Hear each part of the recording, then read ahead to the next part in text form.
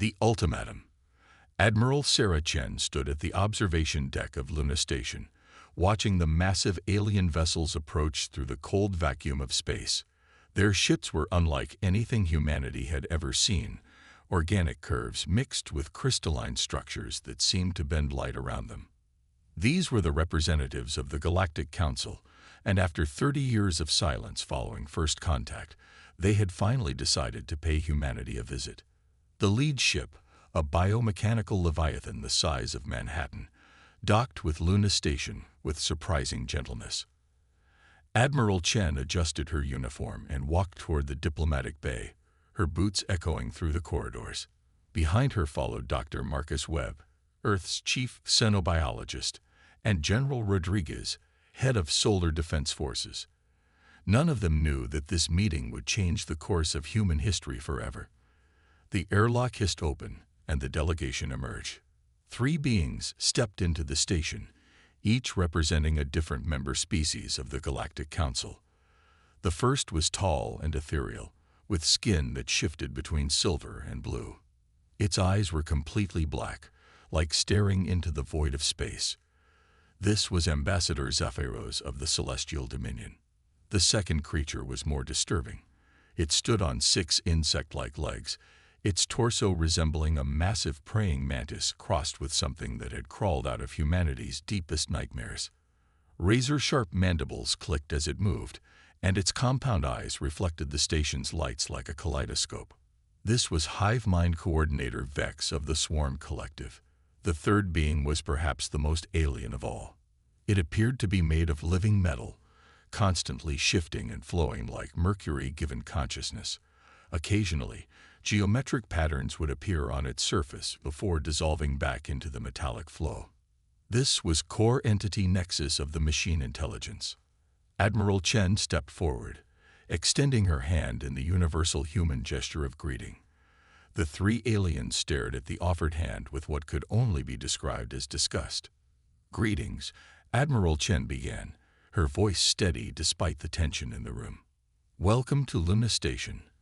I am Admiral Sarah Chen, representing Earth and all human colonies. We are honored by your presence and look forward to establishing formal diplomatic relations." Ambassador Zephyros spoke first, its voice like wind through crystal caves. "Admiral Chen, we have not come here for diplomacy. We have come to deliver an ultimatum." The words hit the human delegation like a physical blow. Dr. Webb stepped forward, his scientific curiosity overriding diplomatic protocol. "An ultimatum. We've done nothing to threaten the Galactic Council. Our expansion has been peaceful. We've established 12 colonies across 7 star systems, all in previously uninhabited regions." Hive Mind Coordinator Vex's mandibles clicked in what might have been laughter. "Peaceful. Your species has been expanding for barely 3 decades, yet you have already claimed more territory than species twice your age. You consume resources at an alarming rate, reproduce without restraint, and worst of all, you innovate." Innovate. General Rodriguez couldn't hide his confusion. "That's a crime now." Core Entity Nexus's metallic form rippled as it spoke, its voice like the grinding of machinery.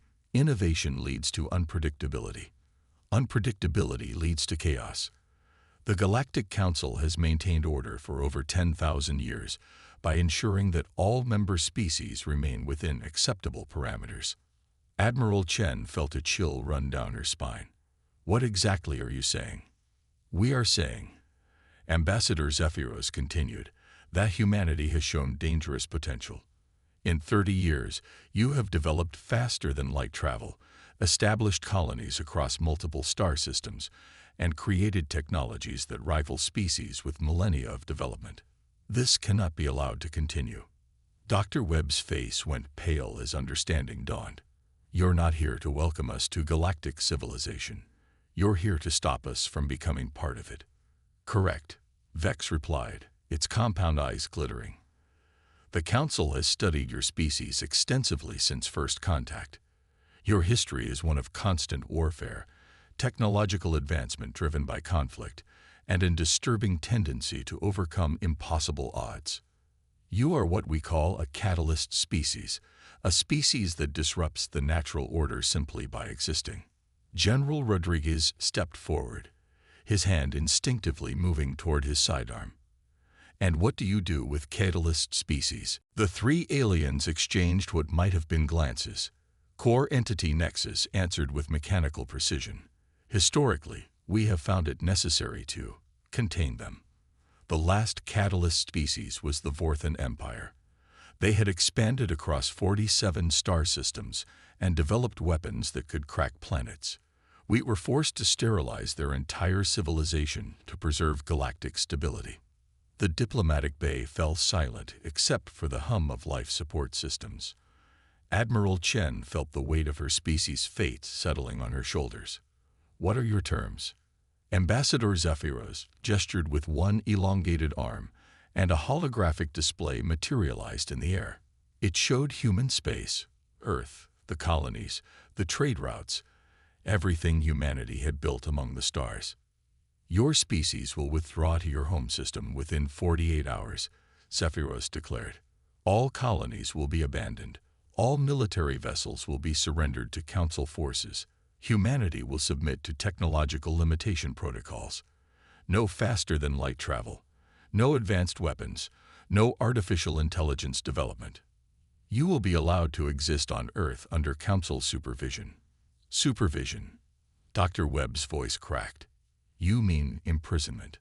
We prefer the term protective custody, Vex replied, mandibles clicking.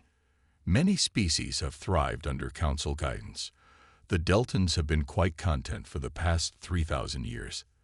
They focus on art and philosophy now, having surrendered the burden of scientific advancement.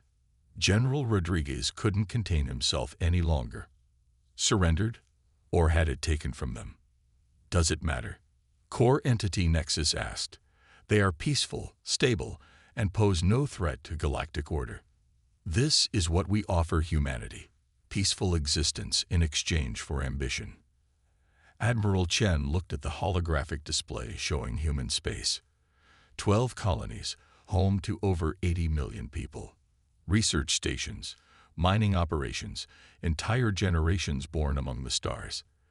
The Council was asking them to abandon everything that made humanity what it was. And if we refuse? She asked quietly. The three aliens shared another look. Ambassador Zephyros spoke with chilling calm. Then you will join the Vorthan Empire in galactic history. A footnote about a promising species that chose extinction over wisdom. The silence that followed was deafening. Dr. Webb was staring at the holographic display, calculating the impossibility of evacuating 80 million people in 48 hours. General Rodriguez was studying the alien delegates, no doubt running combat scenarios in his mind. Admiral Chen was thinking about humanity's children, scattered across the stars, blissfully unaware that their entire civilization hung in the balance. You're asking us to choose between slavery and death, Admiral Chen said finally. We are asking you to choose between survival and extinction, Zephyros corrected. The Council's decision is final. You have 48 hours to begin the evacuation of your colonies. Council enforcement fleets are already positioned at strategic points throughout human space. The threat was clear. This wasn't a negotiation. It was a sentencing. Admiral Chen looked at her companions, seeing her own determination reflected in their eyes. Humanity had faced extinction before. Ice ages, asteroid impacts, plagues, wars. They had survived them all by refusing to surrender, by fighting when fighting seemed hopeless. I need to consult with Earth Command, Admiral Chen said carefully. Of course, Vex replied. But understand that the countdown has already begun.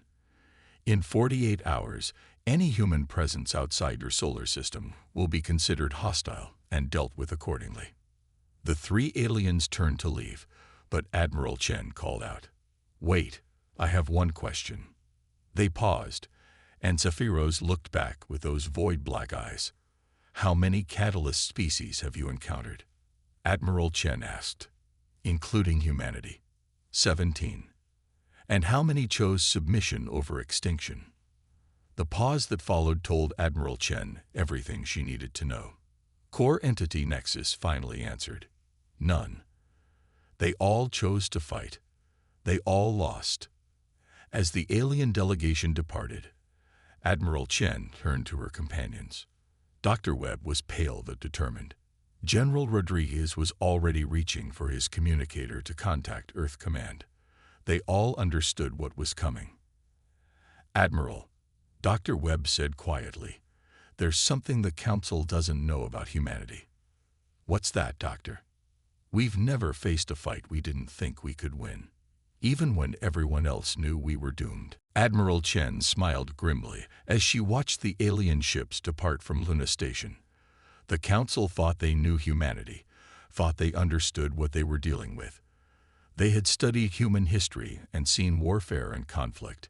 What they had failed to understand was that every one of those conflicts had made humanity stronger, more adaptable, more dangerous. General, she said, turning to Rodriguez, send a priority message to Earth Command. Authorization code Phoenix 7. General Rodriguez's eyes widened. Phoenix 7 was a code that had been hoping never to use, a contingency plan developed in the darkest corners of military intelligence for a scenario exactly like this one. Admiral, are you certain? Once we activate Phoenix protocols, there's no going back.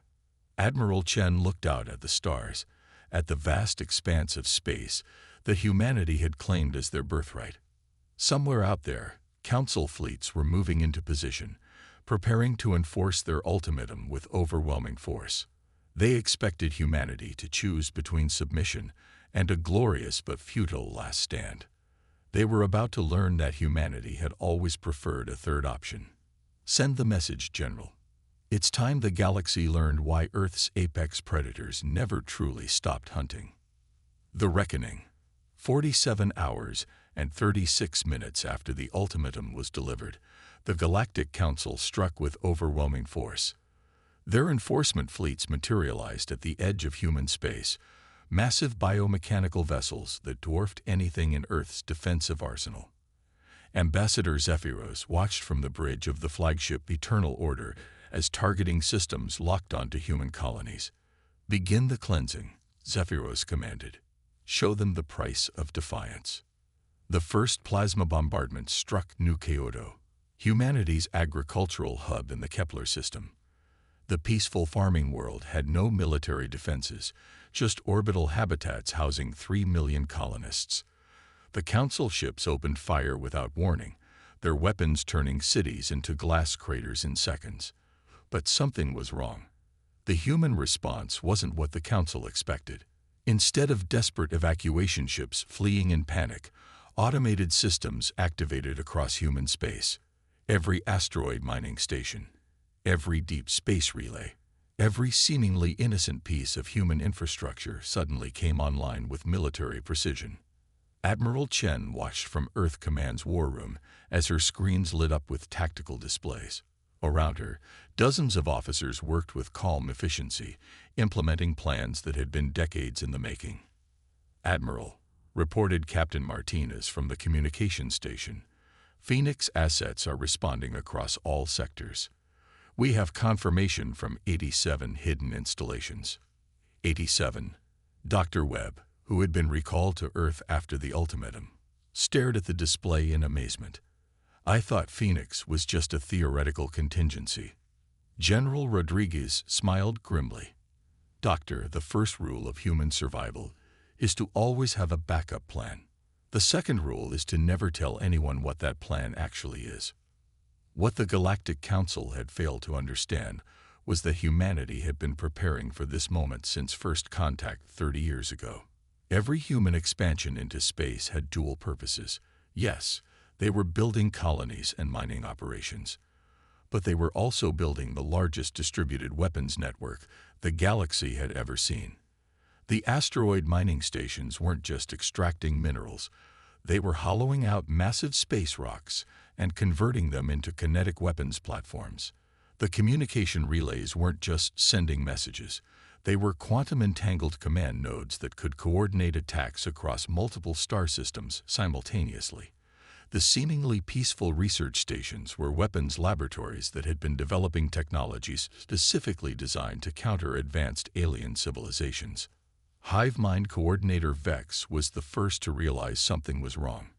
Its compound eyes detected massive energy signatures activating throughout human space, but the signatures didn't match any known human technology. Ambassador, Vex clicked its mandibles urgently. We are detecting anomalous energy readings from multiple locations. The humans appear to have hidden installations we were not aware of. Impossible, Zephyros replied coldly. Our intelligence networks have monitored humanity for 3 decades. We know the location of every human outpost, every ship, every significant installation. Respectfully, Ambassador, Core Entity Nexus interjected, its metallic form rippling with concern. My calculations suggest we may have underestimated human deception capabilities. Before Zephyros could respond, the first kinetic projectile struck the Council fleet. The asteroid had been accelerated to 30% of light speed by a mass driver hidden inside what appeared to be a routine mining operation. The impact vaporized 3 Council destroyers instantly, their shields utterly inadequate against the sheer kinetic energy involved. Across human space, similar attacks began simultaneously. Asteroids that had been secretly converted into massive projectiles launched themselves at Council positions with devastating accuracy. Each impact released the energy equivalent of a nuclear weapon, but without the electromagnetic signature that the Council's sensors were designed to detect. Report, Zephyros demanded as his flagship shuddered under defensive fire. We're under attack from multiple vectors, Vex replied, its voice tight with something that might have been fear. The humans have weaponized their entire colonial infrastructure. Every asteroid belt, every mining operation, every research station. They're all launching kinetic projectiles. But the kinetic bombardment was just the beginning. As Council fleets tried to regroup, humanity revealed the true extent of their preparation. The research stations that the Council had dismissed as primitive scientific outposts suddenly deployed weapons that should have been impossible for a species with only 30 years of spaceflight experience. Gravity manipulation devices that could crush starships like tin cans. Quantum disruption fields that made faster-than-light travel impossible in entire star systems. Energy weapons that somehow bypassed the Council's most advanced shielding technology. Admiral Chen watched the tactical display with satisfaction as human ingenuity proved itself once again. Phase 2, General. Activate the sleeper protocols. General Rodriguez nodded and sent another coded transmission.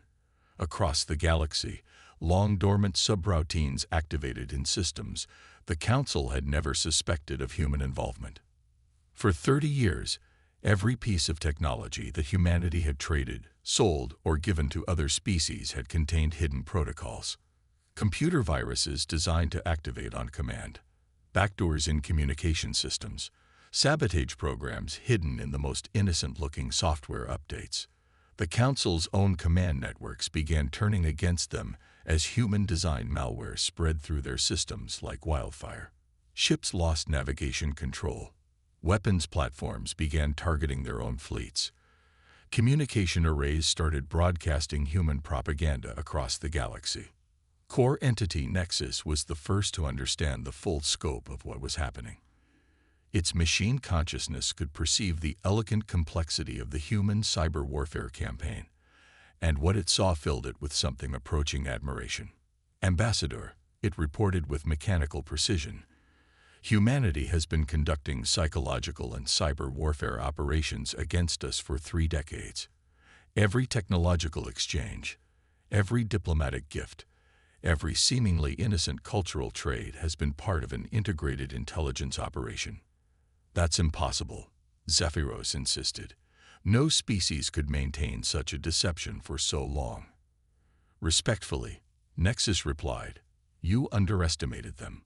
We all did. On Earth, Dr. Webb was studying reports from across human space with growing amazement. Admiral, how did we manage to build all this without the Council noticing? Admiral Chen, pulled up a classified file that had been restricted to the highest levels of Earth Command. Dr. Meet Project Looking Glass, our long-term analysis of Galactic Council behavior patterns. We've been studying them as carefully as they've been studying us. The file contained 30 years of intelligence gathering, behavioral analysis, and psychological profiling of every known Council species. Humanity had identified their weaknesses, their blind spots, their assumptions about primitive species. The Council's greatest weakness, Admiral Chen explained, is their arrogance. They assumed that any species capable of threatening them would do so openly, the way the Vorthan Empire did. They never considered that a supposedly primitive species might be patient enough to spend decades preparing for a single moment. The tide of battle turned completely when humanity activated their final surprise. The peaceful colony ships that had been evacuated from various worlds didn't flee to Earth as expected. Instead, they revealed themselves to be heavily armed stealth vessels that had been playing a 30-year game of hide-and-seek with Council intelligence. The colony ships decloaked throughout Council space, striking at supply lines, command centers, and manufacturing facilities with surgical precision. Each ship carried weapons reverse-engineered from stolen Council technology and improved by human innovation. Ambassador Zephyros watched in horror as his supposedly impregnable fleet was systematically dismantled by an enemy he had dismissed as primitive. The humans weren't just fighting back, they were winning. "How is this possible?" he demanded. His tactical officer, a Sethan analyst whose species had served the Council for millennia, looked up from its console with something resembling respect. "Ambassador, I believe we have encountered something unprecedented." "Explain." "The humans didn't just prepare for this war, they engineered it. Every action we've taken, every decision we've made, has been anticipated and countered. They wanted us to attack them." The truth was even more disturbing than the Sethan realized. Humanity hadn't just prepared to defend themselves from the Galactic Council, they had set a trap. The ultimatum, the attack on human colonies, the entire scenario had been carefully orchestrated to give humanity the moral justification for what came next. Admiral Chen activated the final phase of Operation Phoenix. Across human space, quantum transmitters sent a single message to every inhabited world in the galaxy. "Citizens of the galaxy," her voice echoed across 1,000 star systems. "This is Admiral Sarah Chen of Earth Command. For 10,000 years, the Galactic Council has maintained order through fear and oppression. They have destroyed 17 civilizations whose only crime was showing potential. Today, that reign of terror ends." The message continued, broadcasting evidence of the Council's crimes, documentation of the genocide of the Vorthan Empire, and 16 other species, and proof of the systematic suppression of technological and cultural development across the galaxy. But the message wasn't just propaganda. It was a call to action. Embedded within the transmission were the technical specifications for every weapon humanity had developed, every tactic they had used, every strategy that had proven effective against Council forces. To every species that has suffered under Council rule, Admiral Chen's message concluded, "We offer you the tools of liberation. The age of the Galactic Council is over. The age of freedom begins now." The response was immediate and overwhelming. Across the galaxy, suppressed species rose in rebellion, armed with human technology and tactics. The carefully maintained order of 10,000 years collapsed in mere hours as humanity's gift of warfare spread like wildfire. Zephyros realized with dawning horror that humanity had done more than win a single battle. They had engineered the complete destruction of galactic civilization, as the Council knew it. "Recall all fleets," he ordered desperately. "We must return to Council space immediately." But it was too late. The rebellion had already reached the Council homeworlds. The species that had served as administrators and enforcers for millennia were turning on their masters, armed with human weapons and driven by millennia of suppressed resentment. In the end, the Galactic Council's 1,000-year reign collapsed not through external conquest, but through internal revolution inspired by humanity's example. Admiral Chen stood in her command center, watching as reports poured in from across the galaxy. The old order was dying, and something new was being born in its place. "What happens now?" Dr. Webb asked.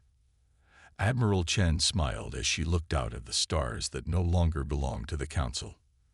"Now, Doctor, we do what humans have always done. We build something better from the ashes of what came before." The galaxy would never be the same.